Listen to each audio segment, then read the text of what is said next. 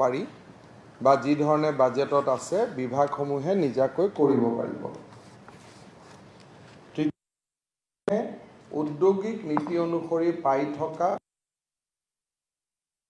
ৰাজসাহায্য বা কৰ কাটলৰ ৰেহাই আজিৰ পৰা পুনৰ উপভোগ কৰিব পাৰিব। 20 এপ্ৰিলৰ পৰা ছেপ্টেম্বৰ মাহলৈকে বন্ধ হৈ আছিল। ঠিক একেধৰণে বিধায়কসকলৰ উন্নয়নৰ পুঁজিৰ ওপৰতো যি বাধা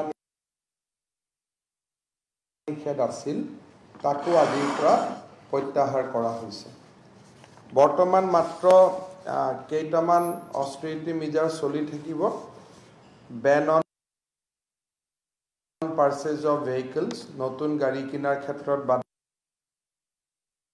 চলি থাকিব। কনফাৰেন্স, ৱৰ্কশ্বপ, সেমিনাৰ, ফেয়াৰ এইখিনি নহ'ব।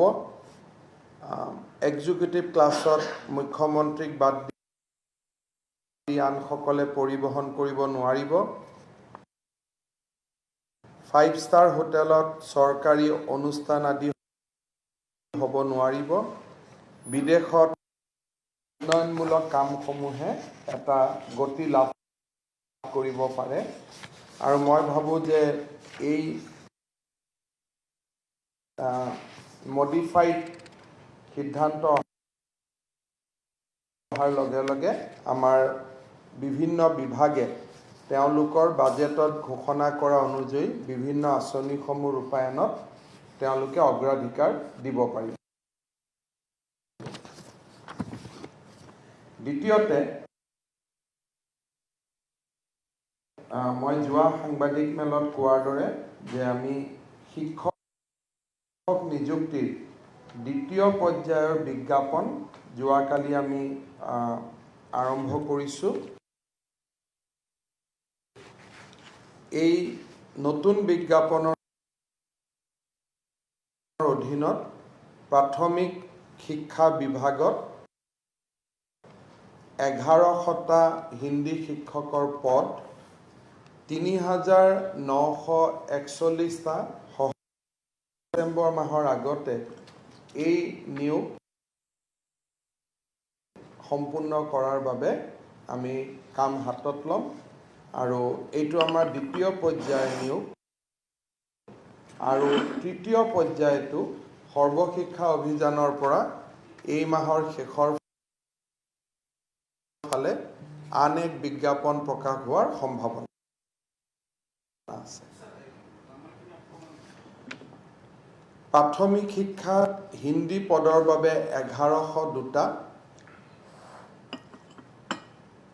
প্ৰাথমিক শিক্ষা বিভাগতে 3941টা সহকাৰী শিক্ষক আৰু ছেকেণ্ডাৰী এডুকেশ্যন বা হাইস্কুলত 5746টা পোষ্ট।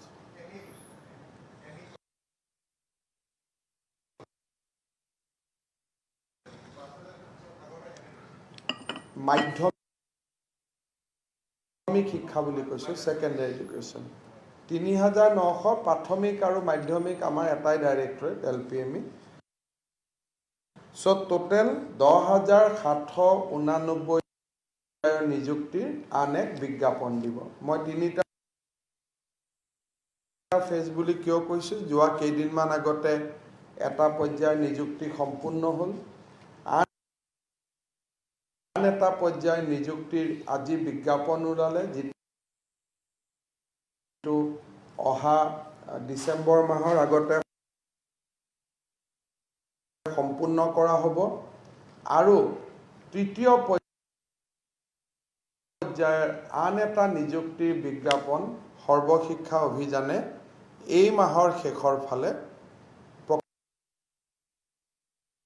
প্ৰকাশ কৰিব, যাৰো নিযুক্তি হয়তো আমি জানুৱাৰী মাহৰ ভিতৰত শেষ কৰাৰ বাবে চেষ্টা কৰিম। এই নিযুক্তিখিনি সম্পূৰ্ণ কৰিলে আমাৰ যিটো 50,000 নিযুক্তিৰ এটা আমি ঘোষণা কৰিছিলোঁ সেই ক্ষেত্ৰত আমি বহুখিনি আগুৱাই যাম। আপোনালোকে জানে যে আমি প্ৰধানমন্ত্ৰী কিডনী ডায়েলিচিছ বা নেশ্যনেল ডায়েলিচিছ প্ৰগ্ৰেম এটা চলাই আছিলোঁ, যিটো কিডনী ৰোগীসকলক আমি বিনামূলীয়াকৈ কিডনী ডায়েলিচিছ কৰোঁ। আৰু আজি আমি অত্যন্ত গৌৰৱেৰে সৈতে কওঁ যে 20টা প্ৰতিষ্ঠানত আমি 20খন অনুষ্ঠানত আমি এই ডায়েলিচিছ সেৱা আগবঢ়াই আহিছিলোঁ যোৱা বছৰটোত, আৰু 55,168জন ৰোগীয়ে বিনামূলীয়াকৈ হিম'ডায়েলিচিছ আজিলৈকে গ্ৰহণ কৰি আছে। ৰোগী বুলি কওঁতে হেড কাউণ্টত কম হ'ব, কাৰণ এজনে বাৰে বাৰে লৈছে, কিন্তু পষ্টপ'ন কৰিবৰ বাবে কষ্ট পায়।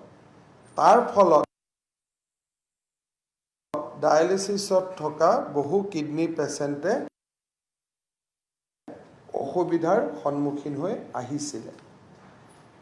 বৰ্তমানে চলি থকা 20টা অনুষ্ঠানৰ উপৰিও আজি মই আৰু 20টা অনুষ্ঠানত বা 20খন চিকিৎসালয়ত এই বিনামূলীয়া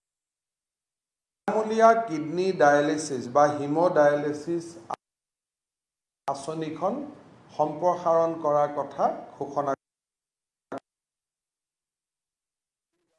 কৰিব খুজিছোঁ। মোৰ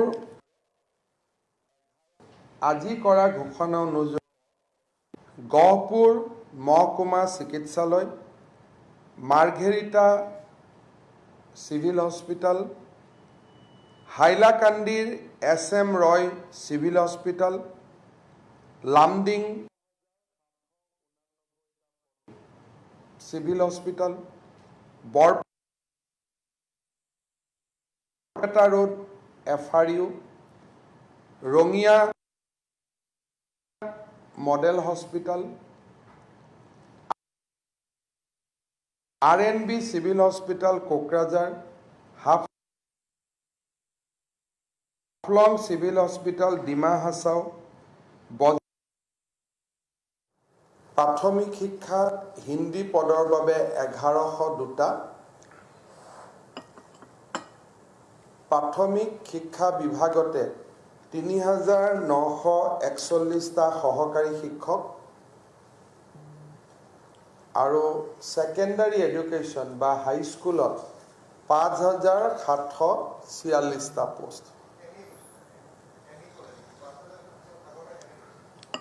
মাধ্যমিক শিক্ষা বুলি কৈছোঁ, ছেকেণ্ডাৰী এডুকেশ্যন 3,900, প্ৰাথমিক আৰু মাধ্যমিক আমাৰ এটাই ডাইৰেক্টৰেট LPME।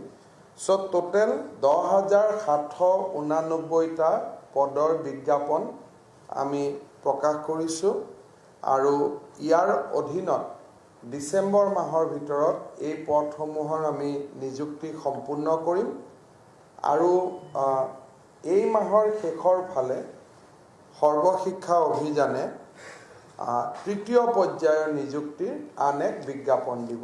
মই 3টা ফেজ বুলি কিয় কৈছোঁ, যোৱা কেইদিনমান আগতে এটা পৰ্যায়ৰ নিযুক্তি সম্পূৰ্ণ হ'ল, আন এটা পৰ্যায়ৰ নিযুক্তিৰ আজি বিজ্ঞাপন ওলালে, যিটো অহা ডিচেম্বৰ মাহৰ আগতে সম্পূৰ্ণ কৰা হ'ব, আৰু তৃতীয় পৰ্যায়ৰ আন এটা নিযুক্তিৰ বিজ্ঞাপন সৰ্বশিক্ষা অভিযানে এই মাহৰ শেষৰ ফালে প্ৰকাশ কৰিব, যাৰো নিযুক্তি হয়তো আমি জানুৱাৰী মাহৰ ভিতৰত শেষ কৰাৰ বাবে চেষ্টা কৰিম।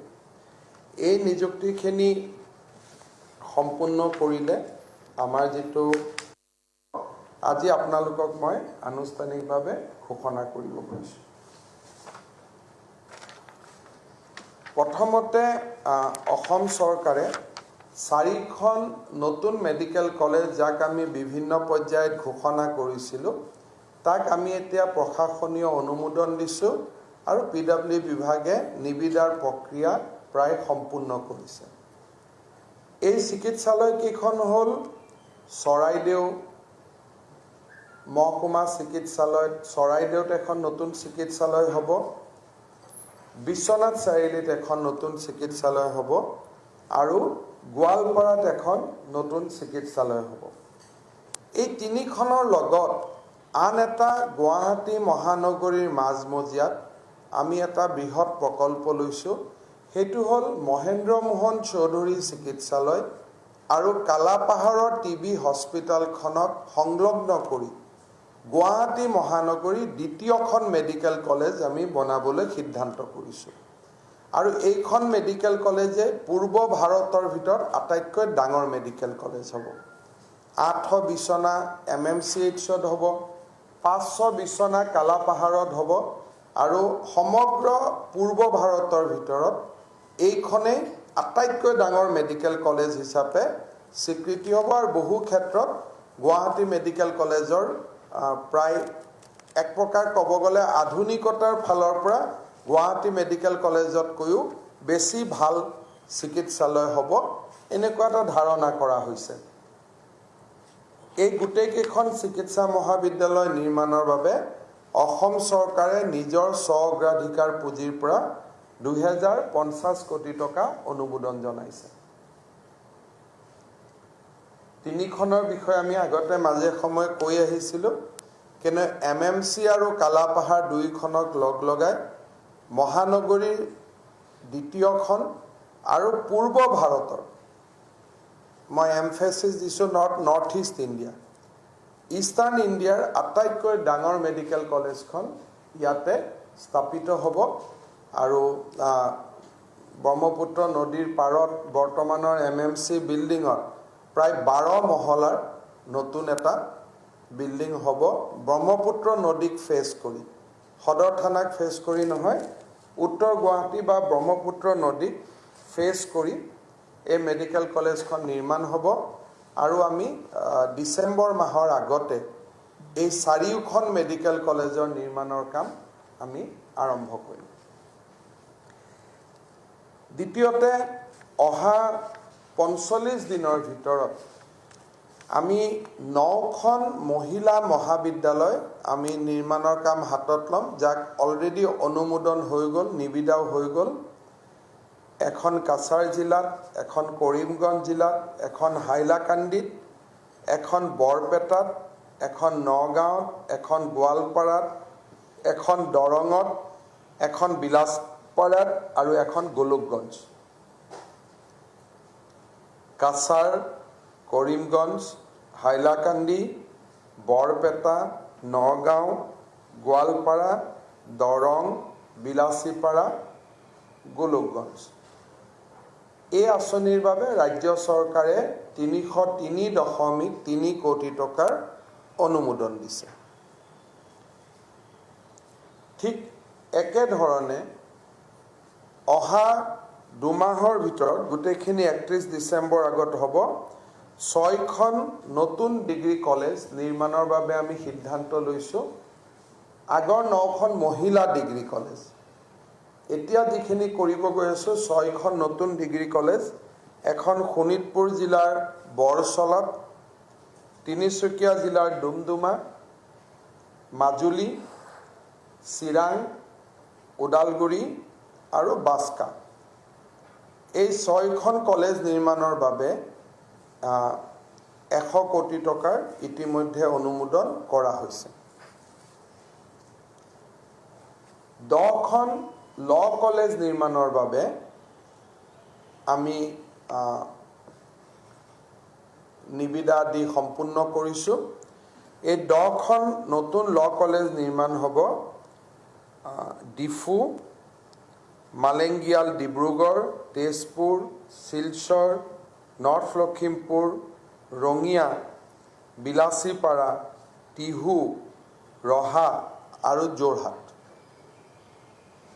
এই আঁচনিও অনুমোদন কৰা হৈছে এইকেইখনো আমাৰ 31 ডিসেম্বৰৰ আগতে পূৰ্ণগতিত কাম আৰম্ভ হ'ব এইটো হ'ল 33 কোটি টকা দুখন অতি অত্যাধুনিক ফ্লাইঅভাৰ নিৰ্মাণৰ বাবে অসম চৰকাৰে অনুমোদন জনাইছে অহা মাহৰ প্ৰথম সপ্তাহৰ পৰাই কাম আৰম্ভ হ'ব। গুৱাহাটীৰ মালিগাঁও চাৰিআলিৰ ওপৰত 321 কোটি 41 লাখ টকা অনুমোদন কৰিছে মালিগাঁও চাৰিআলিৰ ওপৰত এখন নতুন ফ্লাইঅভাৰ নিৰ্মাণৰ বাবে। এই ফ্লাইঅভাৰখনৰ বিশেষত্ব হ'ব যে এই ফ্লাইঅভাৰখনে নৱনিৰ্মিত কামাখ্যা পাহাৰক যোৱা ৰাস্তাটো সংযোজিত কৰিব। ইয়াৰ ফলত এয়াৰপোৰ্টৰ পৰা কোনোবা যদি কামাখ্যা মন্দিৰ দৰ্শনৰ কাৰণে আহে, তেখেতসকলে ফ্লাইঅভাৰ দি নামি পাণ্ডুলৈকে গৈ ব্ৰহ্মপুত্ৰ নদীৰ ওপৰেদি কামাখ্যা মন্দিৰত উঠিব। আৰু বৰ্তমানৰ এটি ৰোডৰ ওপৰত মালিগাঁও ফ্লাইঅভাৰখনে বৰ্তমানৰ কামাখ্যা মন্দিৰ পাৰ কৰি যাব। তাৰ ফলত যদি এয়াৰপোৰ্টৰ পৰা কোনোবা কামাখ্যা মন্দিৰলৈকে আহিব খোজে, বৰ্তমানৰ ৰাস্তাটো দি আহিব নোৱাৰিব, কাৰণ মন্দিৰটো পাৰ কৰাই কামাখ্যাৰ গেটলৈকে ফ্লাইঅভাৰখন আহিব। প্ৰায় 4 কিলোমিটাৰ জোৰা বিশাল ফ্লাইঅভাৰ হ'ব। অকল গুৱাহাটীৰ ভৰলুমুখৰ পৰা অহা ব্যক্তিহে এতিয়া কামাখ্যা মন্দিৰত বৰ্তমানৰ প্ৰচলিত ৰাস্তাটো দি যাব পাৰিব। ওপৰেদি গুচি যাব ফ্লাইঅভাৰখন। কোনো ছাইডত দুইফালে ৰাস্তা থাকিব, কিন্তু ফ্লাইঅভাৰখনে গতানুগতিকভাৱে তাৰ এটা এলব' থাকিব, মালিগাঁৱলৈকে টানি নিব আৰু মালিগাঁৱৰ পৰা টানি নি প্ৰায় কামাখ্যা মন্দিৰৰ নতুন ৰাস্তাটোত পেলাই দিব। কোনোবাই আহিব খুজিলে হাত বাধা নাই, কাৰণ দুইফালেতো তলত ছাৰ্ভিচ ৰোড থাকিবই, কিন্তু সেইটো নেচাৰেল লাইন নহ'ব। নেচাৰেল লাইনটো হ'ব যে এয়াৰপোৰ্টৰ পৰা আহিলে মালিগাঁৱৰ পৰা ফ্লাইঅভাৰৰ যিডাল এলব' নামি যাব, সেইফালেদি নামি যাওক, পাণ্ডু হৈ মন্দিৰত উঠক। আকৌ ভৰলুৰ পৰা আহিলে কামাখ্যা মন্দিৰলৈকে যিটো এলব' নামি যাব, সেইটো দি আপুনি নামি যাব। মানে দুটা সুকীয়া ৰাস্তা হ'ব। আৰু এই ফ্লাইঅভাৰখনৰ কাম অহা 15-20 দিনৰ ভিতৰত নিৰ্মাণৰ কাম আৰম্ভ হ'ব। হয়তো কিবা কাৰণত মুখ্যমন্ত্ৰী মহোদয় আধাৰশিলাৰ টাইম অলপ দেৰিকৈ দিলে ফাৰ্ষ্ট উইক যাব পাৰে, কিন্তু আমি ৰেডি হৈ গ'লোঁ। চ' ইয়াত আমি খৰচ কৰিছোঁ 321.41 কোটি। দ্বিতীয়তে আমি আৰু এখন 4 লেন আমি ফ্লাইঅভাৰ দিবৰ কাৰণে ৰাজ্য চৰকাৰৰ পুঁজিৰে আমি অনুমোদন দিছোঁ। মালিগাঁও ফ্লাইঅভাৰৰ কষ্টটো 420.75 crore। 20.75 crore। Yes. আন এখন আমি নতুন ফ্লাইঅভাৰ বনাব সিদ্ধান্ত লৈছোঁ ৰাজ্য চৰকাৰৰ পুঁজিৰে। সেইটো হ'ল তেজপুৰৰ মিছন চাৰিআলি। যিসকলে লখিমপুৰলৈকে যায় বা তেজপুৰৰ ৰাস্তাটো দি যায়, তেওঁলোকে গম পায় যে মিছন চাৰিআলিত যান বাহনৰ এটা বহুত ডাঙৰ জোঁট হয়। এতিয়া তেজপুৰৰ পৰা কলীয়া ভোমোৰা দলঙলৈকে ওলাই যাওঁতে আমি ফ্লাইঅভাৰখন ব্যৱহাৰ কৰিম। আৰু এই ফ্লাইঅভাৰখন নিৰ্মাণত ৰাজ্য চৰকাৰে অনুমোদন দিছে 321.41 কোটি টকা।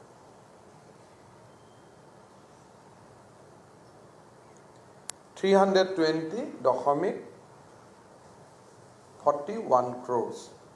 তাৰমানে এখন আমি মালিগাঁৱত ফ্লাইঅভাৰ দেখা পাম আৰু এখন মিছন চাৰিআলিত, আৰু দুইখন ফ্লাইঅভাৰে কাম অহা মাহৰ পৰা আৰম্ভ হ'ব। হয়তো মালিগাঁওখন অলপ আগতীয়াকৈ হ'ব, মিছন চাৰিআলিখন মাহৰ শেষলৈকে যোৱাৰ সম্ভাৱনা আছে। আমি অসম PWDয়ে আজি ইমান দিন আমি ৰাস্তা বনাইছোঁ, কিন্তু আমি কৰিডৰ বনোৱা নাই। ৰাস্তাৰ ওপৰত ৰাস্তা বনাইছোঁ, কিন্তু যেনেকৈ আন ৰাজ্যত গুজৰাটে ৰোড কৰিডৰ বনায়, UPত ৰোড কৰিডৰ বনায়, আমি ৰোড কৰিডৰ বনোৱাৰ আমাৰ সৌভাগ্য হোৱা নাছিল। এতিয়া আমি প্ৰথমবাৰৰ বাবে ৰাজ্য চৰকাৰৰ গড়কাপ্তানি বিভাগে আমি কেইবাটাও ৰোড কৰিডৰ বনোৱা কাম আমি অনুমোদন কৰিছোঁ। আৰু তাৰ কেইটামান মই আপোনালোকৰ আগত গাই দিব খুজিছোঁ।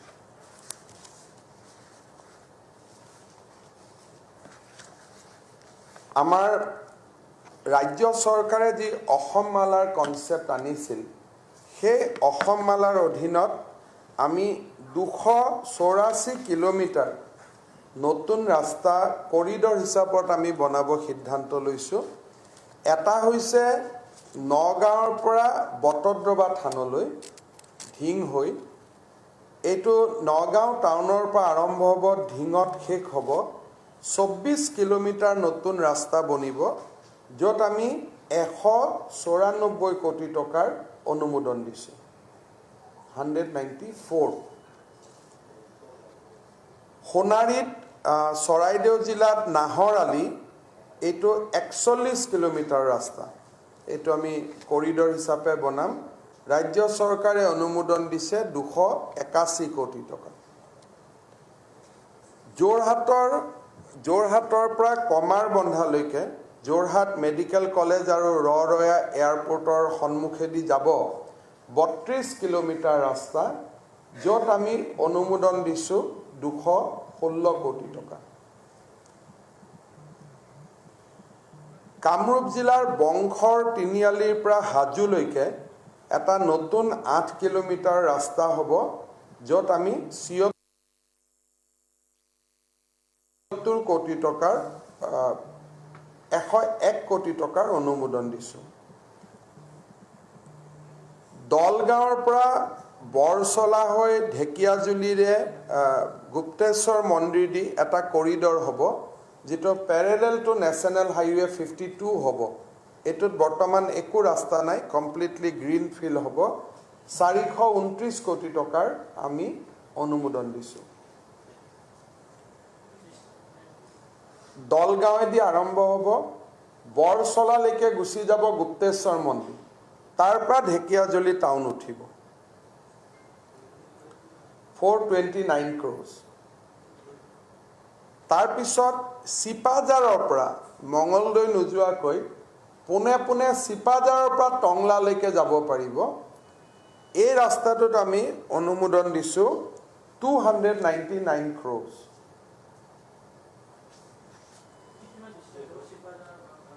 একত্ৰিশ কিলোমিটাৰ, মানে আমি টংলা মঙলদৈ হৈ যাব নালাগে, চিপাঝাৰৰ পৰা 31 কিলোমিটাৰ গৈ পাই যাম।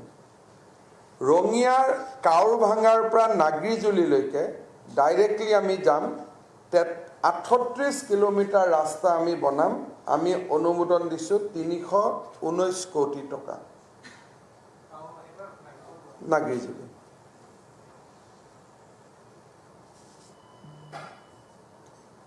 তাৰপিছত আমি মুকালমুৱাৰ পৰা জাগৰালৈকে যাম, নলবাৰী জিলাত। তাত আমি 16 কিলোমিটাৰ ৰাস্তা আমি বনাম, য'ত আমি অনুমোদন দিছোঁ 158 কোটি টকা। তাৰপিছত আপোনালোকে জানে চান্দুবিলৈকে প্ৰায়ে যায়, পলাশবাৰীৰ পৰা মিৰ্জা হৈ চান্দুবিলৈকে যোৱা ৰাস্তাটো আমি নতুনকৈ 4 লেন হিচাপত হ'ব।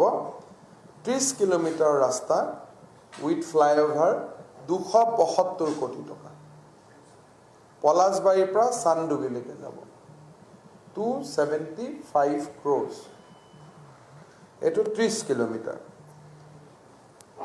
আৰু বিলাচীৰ পৰা ফকীৰগামলৈকে ভায়া বেংগলীপাৰা, এই ৰাস্তাটো হ'ব 21 কিলোমিটাৰ, 190 কোটি টকা। অৰ্থাৎ অসম চৰকাৰে নিজৰ স্ব অগ্ৰাধিকাৰ পুঁজিৰ পৰা 284 কিলোমিটাৰ খুব ফাষ্ট ট্ৰেক কৰিডৰ, য'ত খুব স্পীডত গাড়ী চলিব, এনেকুৱা আমি কৰিডৰ বনাব খুজিছোঁ। আৰু 2626 কোটি টকা আমি এই আঁচনিকেইটাৰ বাবে অনুমোদন দিছোঁ। 2626। সমান্তৰালভাৱে এইকেইটা ৰাজ্য চৰকাৰৰ পুঁজি নহয়, কিন্তু সমান্তৰালভাৱে আমি এছিয়ান ডেভেলপমেণ্ট বেংক আৰু আমি আন এটা আঁচনিত AIIB, Asian infrastructure improvement bank এই দুইটা আঁচনিৰ অধীনত অসমমালাৰ বেনাৰত আমি আৰু কেইটামান ৰাস্তা হাতত ল'ব খুজিছোঁ 12টা ৰাস্তা অৱশ্যে এই ৰাস্তাকেইটাৰ অনুমোদনৰ পৰ্যায় চলি আছে মডেল কোড অফ কণ্ডাক্টৰ আগত হ'ব বুলি মই ক'ব নোৱাৰোঁ বাট উইদিন 3-4 মান্থছ এইকেইটা ৰাস্তাৰ কামো হ'ব এইকেইটা হ'ল যে ধোদৰ আলিটো আমি 42 কিলোমিটাৰ ৰাস্তা ধোদৰ আলিটো আমি নিৰ্মাণ কৰিব খুজিছোঁ য'ত আমি 388 কোটি টকাৰ অনুমোদন পাম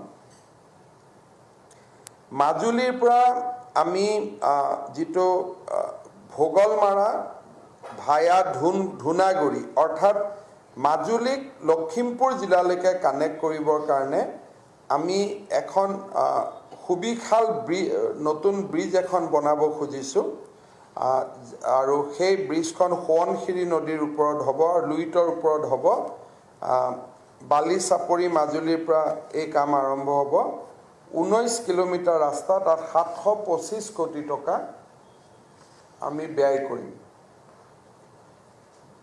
শিৱসাগৰৰ হাপেখাটি দি শিমলুগুৰিৰ সোণাৰীলৈকে আমি যাম তাত আমি 62 কিলোমিটাৰ ৰাস্তা আমি বনাম 583 কোটি টকাৰ আমি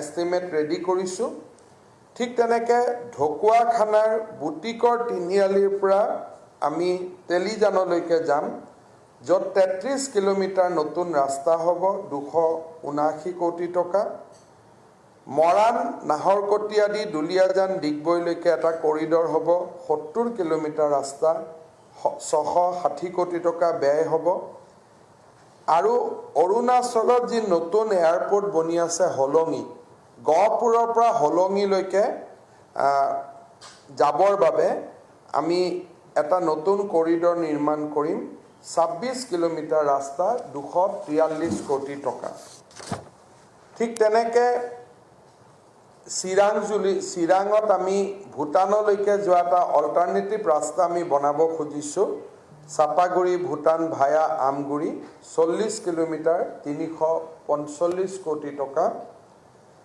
যোগীঘোপা ঔডুবি চালডুবিৰ পৰা বঙাইগাঁৱলৈকে এটা নতুন ৰাস্তা 411 কোটি টকা 36 কিলোমিটাৰ হাইলাকান্দি জিলাৰ ভাঙা হাইলাকান্দি দাউৰবন ভায়া বৰিডুগি আৰু ৰাখাল বস্তি 34 কিলোমিটাৰ 331 কোটি টকা কাছাৰ জিলাৰ বৰখলা কাম্ভাৰ বজাৰ কালাইন ৰোড 21 কিলোমিটাৰ 239 কোটি টকা আৰু কাৰ্বি আলং জিলাত হামৰেন টুমপিং হুজাই নীলবাগান হাওৰাঘাট পথ 75 kilometre with a cost of 777 crores আৰু হাফলঙৰ পৰা দেহাংগী হৈ জাতিংগালৈকে 1094 কোটি টকা খৰচ কৰি আমি 103 কিলোমিটাৰৰ নতুন কৰিডৰ এটা আমি বনাব খুজিছোঁ মই দ্বিতীয় অধ্যায়ত কোৱা এই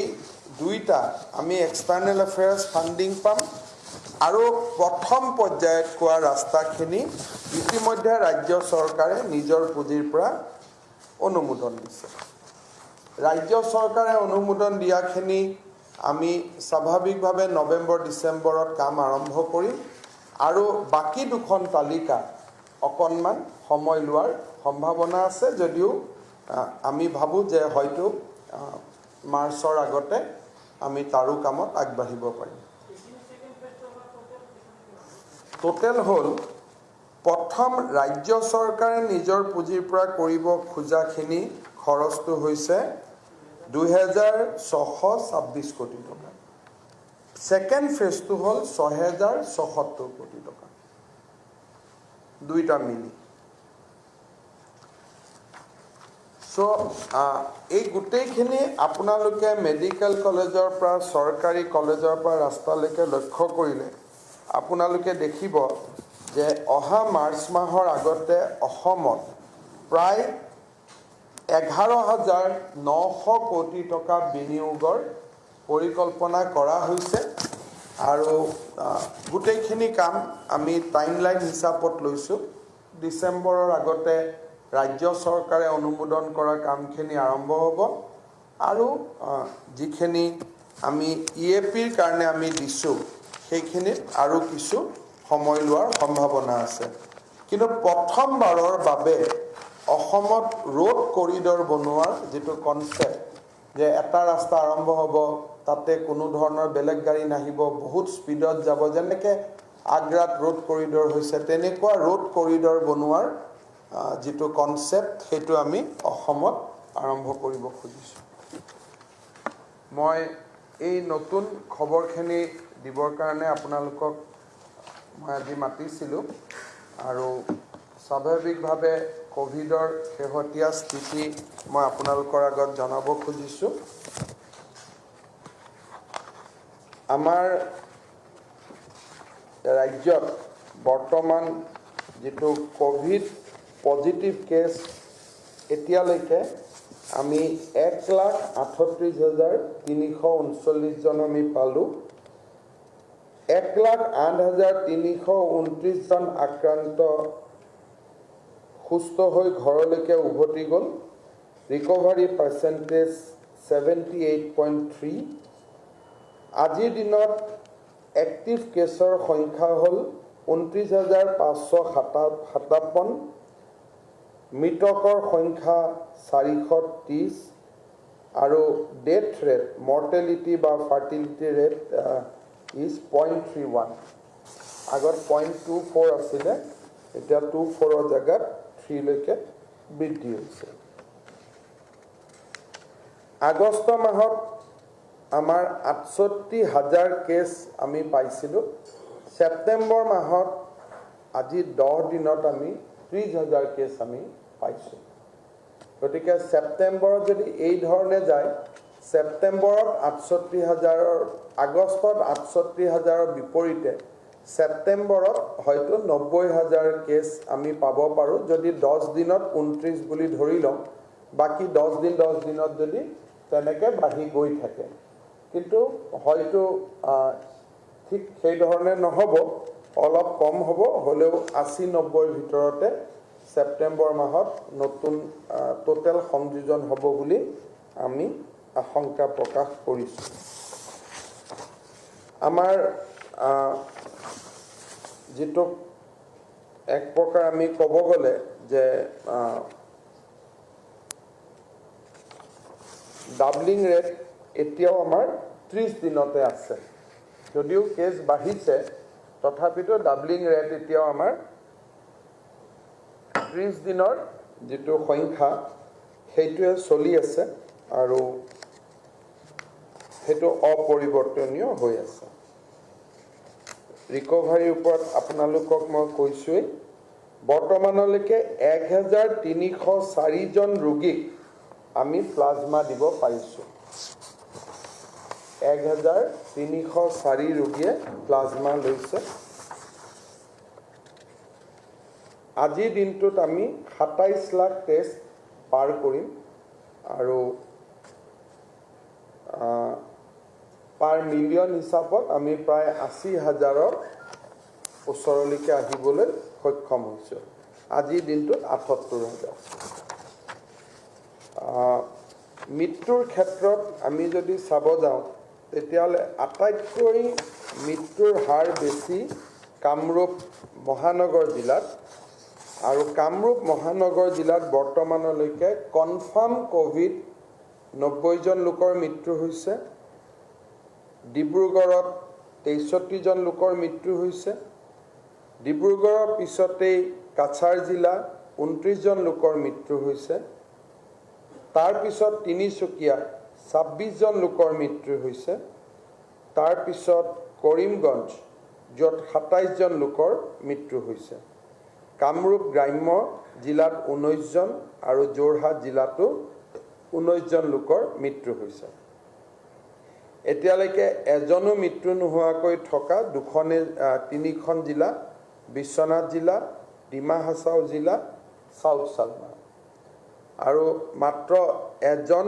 মৃত্যু হ'ল গোৱালপাৰা মাজুলী এইখিনি গতিকে কোভিডৰ ওপৰত এটা সমূহ আভাস এটা আপোনালোকক দিছোঁ বাকি আইসোলেশন বেড ICU আমাৰ হাতত আছে আৰু মই ভাবোঁ যে সেপ্টেম্বৰ মাহটো আমি পাৰ কৰিব পাৰিম অক্টোবৰ মাহৰ কাৰণে আমি নতুন ICU আদি বনাবলৈ কিছু পৰিকল্পনা লৈছোঁ মই আপোনালোকক পিছৰ সাংবাদিক মেলখনত মই সদৰি কৰিম নহলে আজি বহুত হৈ যাব আপোনালোকৰ যদি কিবা প্ৰশ্ন আছে আপোনালোকে কৰিব পাৰে গুৱাহাটীত বৰ্তমান যিখিনি দিছপুৰক কেন্দ্ৰ কৰি যি 4টা ৱাৰ্ড আছে তাতে আটাইতকৈ পজিটিভিটি ৰেট বেছি প্ৰায় 12%।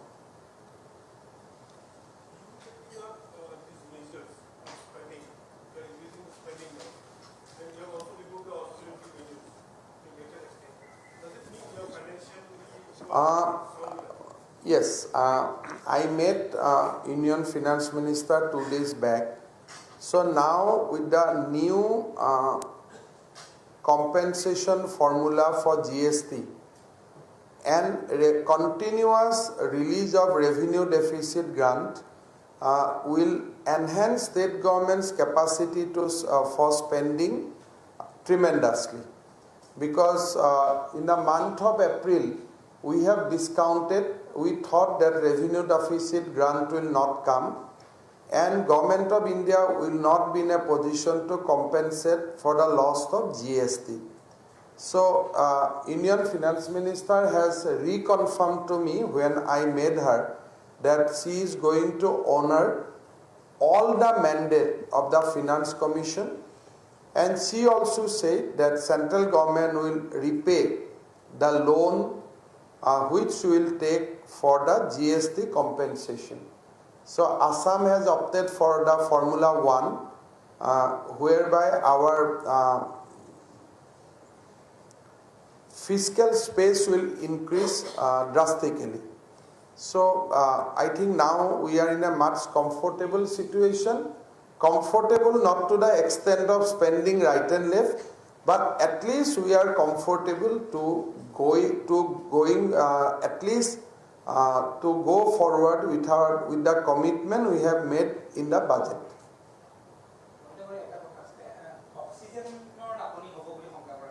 So আপোনালোকে 15-16 তাৰিখে দেখা পাব আমি একেলগে উদ্বোধন কৰিম আমি অক্সিজেন ধৰি ৰাখিব পৰাকৈ গুৱাহাটী মেডিকেল কলেজত দুটা বহুত ডাঙৰ ট্যাঙ্ক বনাইছো জোৰহাটৰ ট্যাঙ্ক বনোৱাৰ কাম একেদিনত আৰম্ভ হ'ব অক্সিজেনৰ নাটনিৰ কাৰণে আমি অক্সিজেন আগতীয়াকৈ ষ্টৰ কৰি ৰখাৰ কাৰণে কেবাটাও নতুন ট্যাঙ্ক বনাইছো আৰু যিখিনি সমস্যা আমি পাইছো তাক সমাধান কৰাৰ প্ৰচেষ্টা কৰিছো মই ভাবো 15-16 তাৰিখে দুটা নতুন ট্যাঙ্ক আমি একেলগে উদ্বোধন কৰিব পাৰিম which will keep GMCH on তাৰ পিছত আমাৰ নেক্সট প্ৰগ্ৰাম আছে জোৰহাট আৰু শিলচৰ ডিব্ৰুগড়তো ট্যাঙ্ক বনোৱা তাৰ ক্ৰায়োজেনিক অক্সিজেনৰ ট্যাঙ্ক তেতিয়া আমি বাহিৰৰ পৰা আনি হলো আমি ট্যাঙ্কত অক্সিজেন ৰাখি থলো আমাৰ 15 দিন চলি যাব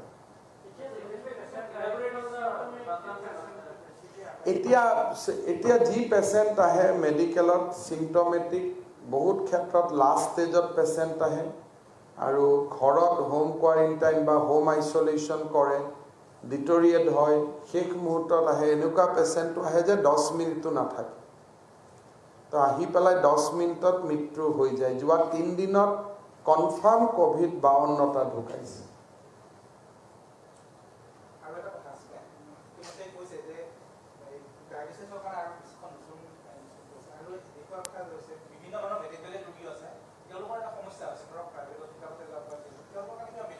So কথাটো হল যে আমাৰ মেডিকেল কলেজত কোনো সমস্যা হোৱা নাই এটা হাই কোৰ্টত পিআইএল হৈছিল জাজেস are very happy that medical কলেজে কাম কৰি আছে নাৰ্সিং হোম ওপৰত যি মানুহৰ আস্থা আছিল যে গভৰ্নমেন্ট বেয়া নাৰ্সিং হোম ভাল এবাৰ কথাবিলাক পৰিষ্কাৰ হৈছে and as a health minister I am enjoying at least মানুহে এটা গভৰ্নমেন্ট হেলথ সেক্টৰটোলৈকে ঘূৰি আহিব অদৰকাৰী টকা পইচা খৰচ কৰি আছিল এপেন্ডিক্স কৰিবৰ কাৰণেও নাৰ্সিং হোমত যায় গোল ব্লাডাৰ কৰিবৰ কাৰণেও নাৰ্সিং হোমত যায় এট লিষ্ট মানুহে এটা ৰিয়েলাইজ কৰিব নহয় যে government doctors government institute are much better কিন্তু এখন নাৰ্ছিং হোমে কি কৰিব কি নকৰিব তেওঁলোককতো মই ক'ব নোৱাৰোঁ যে আপুনি এনেকৈ কৰিব, টেষ্ট নকৰিব, মই ক'ব নোৱাৰোঁ। কিন্তু in government we are not doing all this thing. All 7 medical colleges are giving treatment to people only with the rapid testing. 15 মিনিটত ৰেপিড টেষ্টিং হৈ যায়, আমি মানুহক ট্ৰিটমেণ্ট কৰি আছোঁ সকলো ৰোগৰ ক্ষেত্ৰত। আজিৰ দিনত গুৱাহাটী মেডিকেল কলেজত 1300 বেলেগ ৰোগী আছে। এইটো it is not COVID. Neurological চাৰ্জাৰীৰ পৰা চিজাৰিন ছেকশ্যনৰ পৰা এভৰিথিং ইজ গয়িং অন। এইটো এটা মানুহে বাহিৰত যিটো কৈ আছে যে COVID-19 ট্ৰিটমেণ্ট কাৰণে বেলেগ হোৱা নাই, এইটো নহয়। COVID-19 যিখিনি ব্যৱস্থা কৰাইছে, বেড আদি, এইবিলাক সব এডিশ্যনেল। নৰ্মেল মেডিকেল কলেজৰ ফাংচন এজ ইট ইজ চলি আছে। খালি কিছুমান পেচেণ্ট নিজে নাহে, ইলেক্টিভবিলাক, যে মই 2 দিন পিছত অপাৰেশ্যন কৰিম, গৈ পেলাই ক'ভিড পাই যাম, সেইটো বেলেগ কথা। কিন্তু মেডিকেল কলেজত ইমাৰ্জেঞ্চিত যাব, মাত্ৰ এটা ৰেটৰ টেষ্ট কৰাই, সেইকাৰণে বহুত ডক্টৰ ইনফেক্টেডো হৈছে, কিন্তু হ'লেও আমাৰ কাম চলি আছে।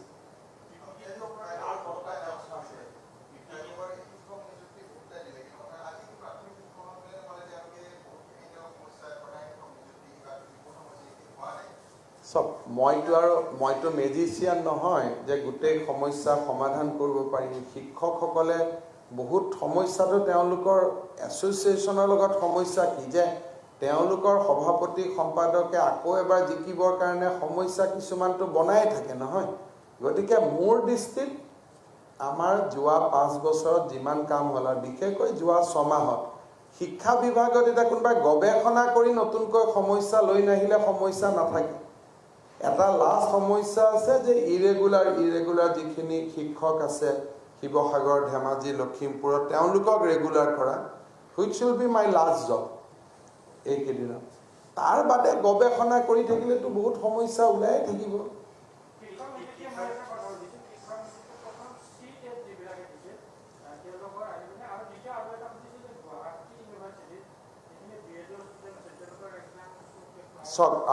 গুৱাহাটী ইউনিভাৰ্চিটিয়ে যদি 7 অক্টোবৰৰ আগতে পৰীক্ষাৰ ফলাফল দিয়ে, 7 দিন আমি লাষ্ট ডেট বঢ়াই দিম। কিন্তু 7 অক্টোবৰৰ পিছত যদি ৰাখি থয়, তেতিয়াহ'লে নিৰ্বাচনৰ আগত শিক্ষক নিযুক্তি সম্ভৱ নহ'ব। তেতিয়া বাকীসকলে আকৌ কৰিব। গতিকে মই গুৱাহাটী ইউনিভাৰ্চিটিত ময়ো জনাই দিছোঁ যে আপোনালোকে চেষ্টা কৰক 7 তাৰিখৰ আগতে দিবৰ কাৰণে। আজি মই 30 তাৰিখে লাষ্ট ডেট দিছোঁ, এসপ্তাহ বঢ়াই দিম। কিন্তু যদি 7 তাৰিখলৈকে ৰখি থাকে, তেতিয়াহ'লে কোনোবাই বোলে নহয় সৰু ল'ৰাটোৰো কইনা আহিব, ডাঙৰ ল'ৰাটোৰ লগত একেলগে বিয়া পাতিম বুলি কওঁতে ডাঙৰ ল'ৰাটোৰ কইনা এৰি ঘৰত তাই গুচিয়ে যাব বেলেগলৈকে বিয়া হয়। গতিকে সেইটোতো সম্ভৱ নহ'ব, আৰু পোষ্ট ওলাব। তেনেকৈ CTET-ৰ ক্ষেত্ৰত নিয়মটো হ'ল যে ষ্টেট টেট নাপাতিলেহে CTET-ত আমি ল'ব পাৰোঁ। যিহেতু আমি যোৱা এবছৰ ষ্টেট টেট পাতিলোঁ, আৰু তাৰ যিটো ভেলিডিটি এতিয়া আছে, গতিকে আমি যদি আজি CTET-ক সুবিধা দিওঁ, তেতিয়াহ'লে হাইকোৰ্টে আমাৰ এপইণ্টমেণ্টটো ষ্টে কৰি দিব।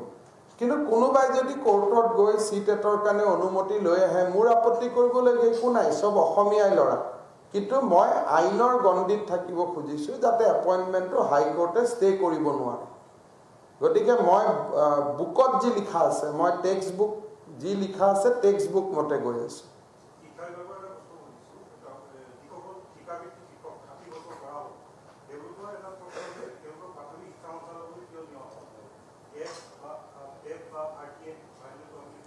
চব তেওঁলোকে দৰমহা পাব লাগে, 60 বছৰলৈকে থাকিব লাগে, সুন্দৰভাৱে ল'ৰা ছোৱালীক পঢ়াব লাগে। আমি ক'ত নিওঁ কি কথা চৰকাৰৰ ওপৰত এৰি দিয়ক না চব কথাত। আৰু আপুনি যদি তেওঁলোকে আমাক সোধে আমি কোনটো শিতানৰ পৰা দৰমহা দিলে আমি বাজেট পাম, সেইটো আমিহে বুজি পাওঁ যে এইটো শিতানত বাজেটত দৰমহা দিব পাৰিম, এইটো শিতানত দিব নোৱাৰিম। তেওঁলোকৰ কথাটো কি যে ল'ৰা ছোৱালীক ভাল কৰি পঢ়াব লাগে, ধুনীয়াকৈ চলিব লাগে, দৰমহা মাহৰ 1 তাৰিখে পাব লাগে, 60 বছৰলৈকে কাম কৰিব লাগে। এতিয়া আপোনাক পেপাৰৰ মালিকে কোনটো বেংক একাউণ্টৰ পৰা দৰমহা দিয়ে সেইটোলৈকে আপুনি গৈ মালিকক ক'ব নেকি যে মোক SBIৰ পৰা কিয় দৰমহা দিছে, UBIৰ পৰা কিয় দিয়া নাই? ইমান দূৰলৈকেতো নহয়গৈ নহয়। তেওঁলোকৰ মাজত কিছুমান থাকে এনেই ফেচবুকত লিখি থাকি ভাল পায়, আৰু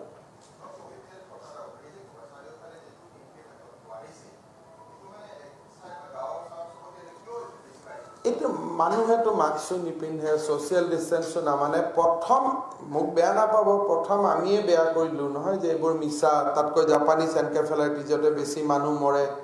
এই গোটেই দুখখিনি আৰু এটা ক'লেতো নিজৰ গাতে লাগিব।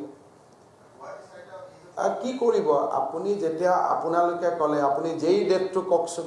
মোকে আপোনালোকে কিমানবাৰ সুধিছে যে জাপানীজ এনকেফেলাইটিছত বেছি মানুহ মৰে, ক'ভিডত কম মানুহ মৰে, গতিকে যেইও বেমাৰ, ক'ভিডটো কি বেমাৰ? আপুনি ক'ভিডৰ কথা কৈ থাকে, যেই কথা নকয়। তাৰপিছত পেপাৰৰ ফ্ৰণ্ট পেজতে আৰ্টিকল ওলাল, ক'ভিড মানে একো নহয়। গতিকে মই কি কৰিম? ময়োতো হাত দাঙি দিছোঁ না। মই এতিয়া ক'ভিডটো সঁচা বুলিও কাজিয়া কৰিব লাগে, আকৌ ট্ৰিটমেণ্টো কৰিব লাগে। ইমান আৰু এজন মানুহে কিমান পাৰিম আৰু? এজন মানুহৰতো ইমান শক্তিৰ বাহিৰত নহয়। মই এতিয়া এটা আৰ্টিকল লিখিব নোৱাৰোঁ। ধৰক এইবাৰ জেইত মৰিছে 40 গৰাকী, 42 গৰাকী। এটা কেইদিনমান আগতে বেলেগ নহয়, আমাৰ ইমান ডাঙৰ বুদ্ধিজীৱী মৃণাল তালুকদাৰৰ দৰে ব্যক্তিয়ে কয় যে গভৰ্ণমেণ্টে জেইটো লুকাব খুজিছে, ক'ভিডটো বঢ়াই দিব খুজিছে। আৰে মোৰ বঢ়োৱা দুটা বেমাৰক লৈ কি আছে? এইটোতো কোনো, এইবিলাকতো ৰাজনীতিৰ বস্তু নহয়। এতিয়া মই কৈছোঁ জেইত মৰিছে 40 গৰাকী, ক'ভিডত ডাইৰেক্ট মৰিছে 430, পষ্ট ক'ভিডততো আৰু মৰিছে। আৰু ক'ভিড হৈ থাকোঁতে মোক 2-এখন পেপাৰে সমালোচনাই কৰিছে দিল্লীত যে ডেটটো কম দেখুৱাইছোঁ বুলি। একচুৱেলি পষ্ট ক'ভিড ডেটখিনি যদি লগাই দিওঁ, মানে ধৰক আজি নিগেটিভ হ'লোঁ, কালি মৰিলোঁ, তেতিয়া মইতো ক'ভিডত নেদেখুৱাওঁ, কিন্তু মানুহজনটো ক'ভিডতে ঢুকাইছে।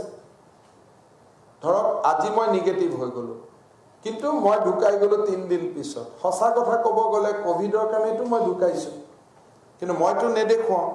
গতিকে ICMRৰ হিচাপটো বাদ দিলে, টেকনিকেল বাদ দিলে, ক'ভিডৰ মৃত্যুৰ সংখ্যাটো আৰু বহুত বেছি। শেষতহে হিচাপটো গৈ ওলাব।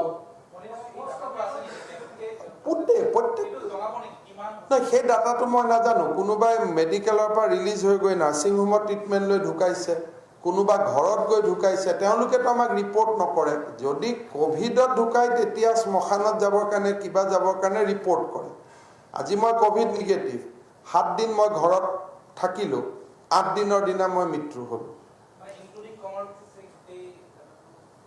সেইটো ডাটা মই নাপাওঁ, সেইটো ডাটা পিছত ছাৰ্ভে কৰিলে ডাটাটো ওলাব। কাৰণ ধৰক মোকতো যিদিনাখনে মই ক'ভিড নিগেটিভ হৈ গ'লোঁ, দেউতাক মাকে আহি কি কয় যে ক'ভিড ৱাৰ্ডত নাৰাখোঁ, কাৰণ আমি যাব নোৱাৰোঁ।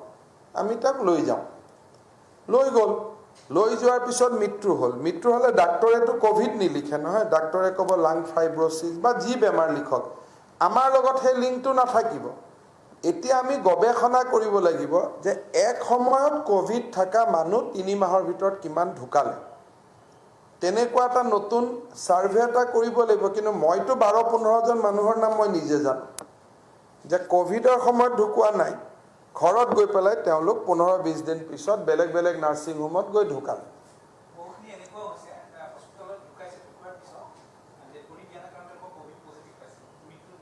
নহয়, তেনেকুৱাও ডাটা ওলাব পিছত। যিবিলাকে যি এটা কয় ডাটা ৰিফাইনিং, এই গোটেই পেণ্ডেমিকটো হৈ যোৱাৰ পিছত এটা ডাটা ৰিফাইনিং প্ৰচেছ এটা আৰম্ভ হ'ব। আজি মই আপোনালোকক যিবোৰ ডাটা দি আছোঁ, সেইবোৰতো এনেকুৱা ডাটা যে আজিৰ দিনত, কিন্তু আজি আমাৰ কামৰূপৰ ADC পুলক মহন্তক কিবা কাৰণত তেওঁ মেডিকেল গৈছিল, তেওঁক টাইটাৰ টেষ্ট কৰিলে তেওঁ 17 ওলাই আছে। তাৰমানে তেওঁ সাংঘাতিক ধৰণে ক'ভিড হৈছিলে, কিন্তু তেওঁৰ ক'ভিড কেতিয়াও পৰীক্ষা কৰা নাই। এতিয়া তেওঁকতো মই ইয়াত যোগ কৰিয়ে ল'ব লাগে, +1 হ'ব লাগে, কিন্তু এতিয়া টেষ্ট কৰা নাইতো, মই যোগ কৰিব পৰা নাই। গতিকে আমি এতিয়া বৰ্তমান টেকনিকেলি গৈ আছোঁ, যি ধৰণে আমাক ICMRে বুজাইছে।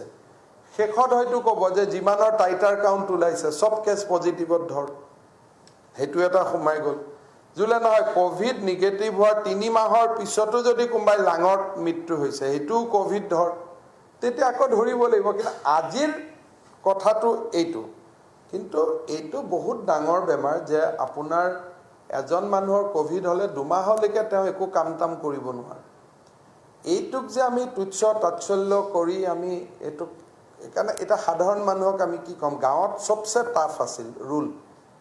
কিন্তু যেতিয়া ৰিপিটেডলি আমি এইবোৰ গৈ থাকিলে, এইবোৰ নহয় আপোনাৰ চিনাকি মানুহৰ ক'ভিড হৈছে নেকি, কোন আপোনাৰ চিনাকি মানুহৰ ক'ভিড হৈছে, এই যিবিলাক কথা যি কাৰণে নহওক আমি ক'লো আলোচনা কৰিলো সেইটোৱে মোৰ যিটো টাইটনেছ আছিল এইটো ঢিলা হৈ গ'ল নহয় গতিকে এতিয়া মই কি কৰিম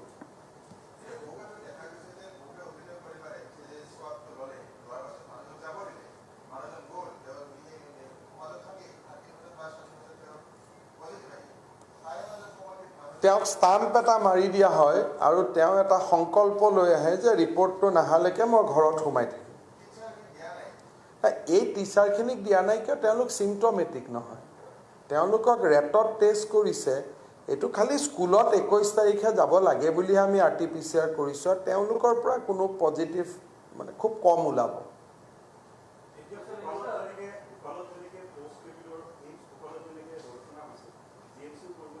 না আমাৰ পোষ্ট কোভিড ৱাৰ্ড অলৰেডি আৰম্ভ হৈ গৈছে আমি পোষ্ট কোভিড এতিয়া যে এটা মই এটা সৰু উদাহৰণ দিলোঁ আপোনালোকৰ চিনাকি মানুহ আমাৰ যে পাৰ্থ গগৈ আছে ৰিজনেল ডিৰেক্টৰ হেল্থৰ তেওঁতো কোভিডত বহুত বেয়া অৱস্থাত আছিলে সামহাও তেওঁ বাচিছে এতিয়া তেওঁ পোষ্ট কোভিড ট্ৰিটমেণ্ট চলি আছে ইন আনাদাৰ ICU যিটো পোষ্ট কোভিড ICU কওঁ তেনেকৈ আমাৰ তেজপুৰ চিকিৎসা মহাবিদ্যালয় ফিজিঅ'লজিৰ এগৰাকী ডক্টৰ প্ৰফেচাৰ আমাৰ ইয়াতে থাকিলে কোভিড নিগেটিভ হৈ গ'ল কিন্তু উশাহ 91 92তে থাকি গ'ল দুমাহ থাকাৰ পিছত যোৱা কালি ৰিলিজ হৈছে গতিকে post COVID is more dangerous than the COVID period ইটসেল্ফ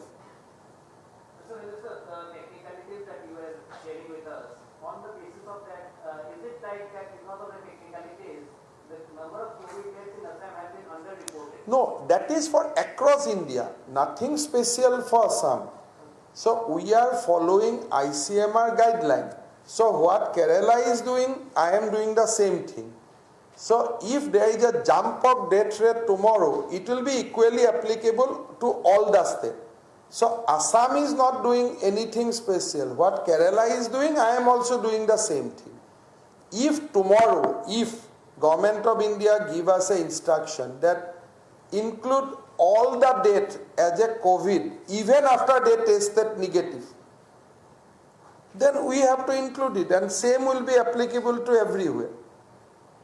So nobody has told us. I am just sharing out of academic interest that how things are happening. But as of now, ICMR strict guideline is that a person will be taken as a died in COVID as long as he is not tested negative. So if a person is tested negative today, he died after 72 hours. Medically, he will be known that he has been died for post-COVID infection. Whether post-COVID will be part of the COVID death or not, now there is no instruction. But do you think that now there is a situation that this kind of a clear-cut instruction should come from ICMR? No, even USA it is not happening as of now. So WHO has to basically give a guideline, and once WHO give a guideline, ICMR will follow. But I have studied it after 1 or 2 newspaper has raised unnecessary controversy. I have studied WHO guideline. I found that WHO guideline has been replicated by ICMR, and same has been replicated by Assam government. So as and when WHO will take a call that all the people who has infected in COVID and died within 3 months, 2 months, you should include them. Then we will include. But সাধাৰণ মানুহৰ